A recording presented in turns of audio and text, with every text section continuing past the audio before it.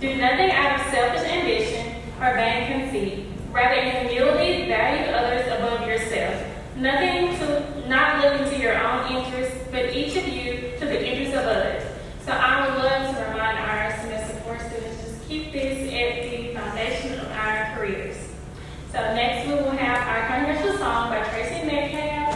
She will be on the guitars, and Lauren Ness on the piano, and Jennifer Bobby. It'll be followed by our alumni speaker, Norkesia McGloster. She's a graduate of the December 2018. So she will be sharing her encouragement and perspective of a new grad nurse, something that we all need. So she was here around this time next year. So let these beautiful people sing this song.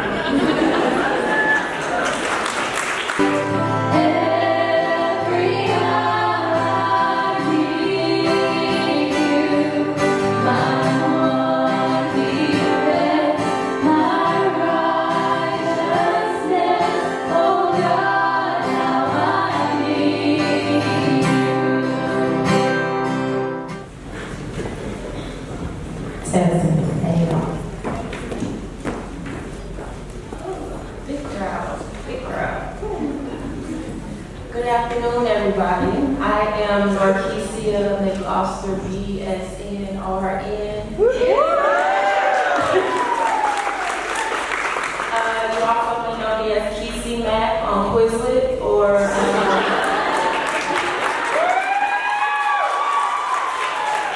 YaGirlKesi on YouTube. So the moral of the story is I am Kesi, and I am standing in front of you as a Mississippi College alum. Not only, but a Mississippi College School of Nursing graduate. Yes. It is so real, it's so real. So I work at Tulane University Medical Center in New Orleans, Louisiana. I work on the surgery floor as a med-surg nurse, so I get the pre-op, post-op, overflow of med-surg, as well as all the psych of New Orleans. Come 2020, I'll be working as a registered nurse, commissioned as an officer in the Navy, so pray for me for that. I just finished my physical for that about 2 weeks ago, so I'll keep y'all updated on that. But it's a crazy journey, and what semester y'all got, 101 days? 108 days? Oh, just goodness, okay. And then but believe it or not, it will come to pass, and I was in your shoes last year, and little did I know I was going to be standing up here speaking to y'all the same speech that I heard, and I thank y'all for inviting me back. So to give y'all a brief summary of my nursing journey and where I am now. First semester, I think y'all were behind fourth. I was in your shoes. I was lost. I was nervous. I was overwhelmingly organized for nothing, for the unknown. I had no idea what I was organized for. I was overly prepared for the unknown once again. And first semester, it was a good semester. It was a semester I realized that nursing is a gift, a true gift. Because, I mean, if you can wipe someone's butt and it makes you feel good, nursing is for you. Second semester, that was a scratch and a clear record for me. It gave me, I would call, 3 major D's. So it gave me my first D as a grade. It gave me depression, and it made me want to drop out.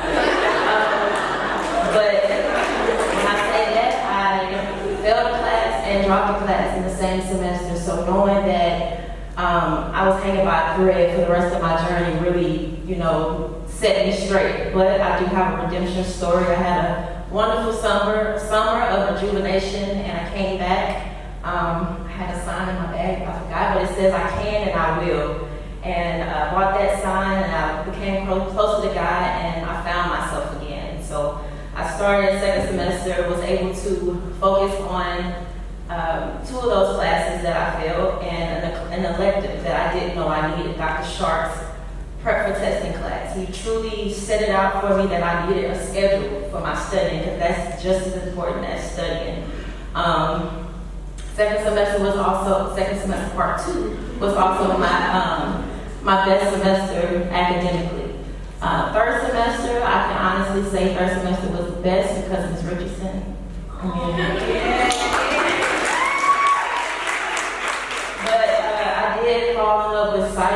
fell in love with med-surg. I knew I wanted to be a med-surg nurse in third semester, loved clinical. Shout out to Ms. Ellis.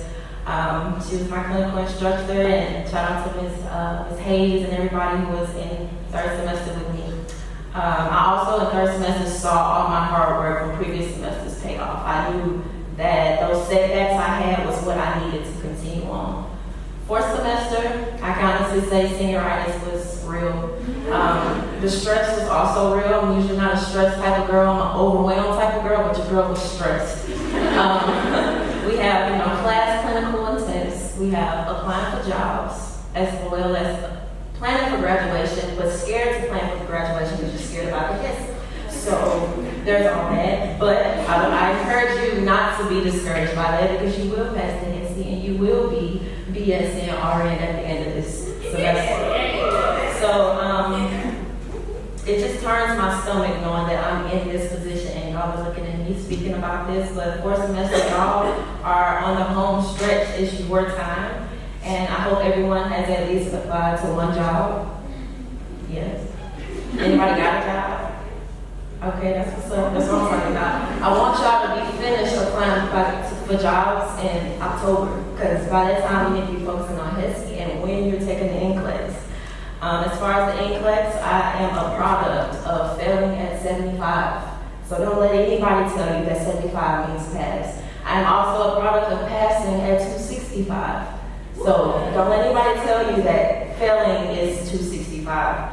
Also with NCLEX, I encourage you to use HERS. I denied HERS until I failed the NCLEX. And then I took HERS and used UWorld, and it helped me. So I do encourage that. Every single one of you, like I said, will have BSN, RN at the end of your name. So don't allow any setbacks, whether you failed, whether you failed the NCLEX, whether you have to retake a semester. Don't let that discourage you, because you see where I am. I love what I do. I work in a psychiatric hospital pretty much, and I love it. I love everything I do. I didn't know I needed Dr. Sharp's class, but I knew it after the fact, after I failed. I didn't know I needed to fail the NCLEX first to work as a tech on my same floor, to get closer and learn how to communicate more with my patients and just get comfortable with therapeutic communication. I didn't know I needed that, but I failed the NCLEX and found out. You will have those full circle moments from what you learned in nursing school. Last week, I had an EKG full circle moment. Telemetry called me and said, your patient just had a run of 15 of VTAC. And of course, I'm in the middle of starting a Foley. So I'm like, okay, hang up. Takes a while to critically think. So I'm like, okay, VTAC. That's not, wait, I'll be back. So of course, I go check the pulse first, because there's pulseless VTAC and she was fine. She was talking to somebody else. So she lives, she's alive, she's still there. We're fine. I thought.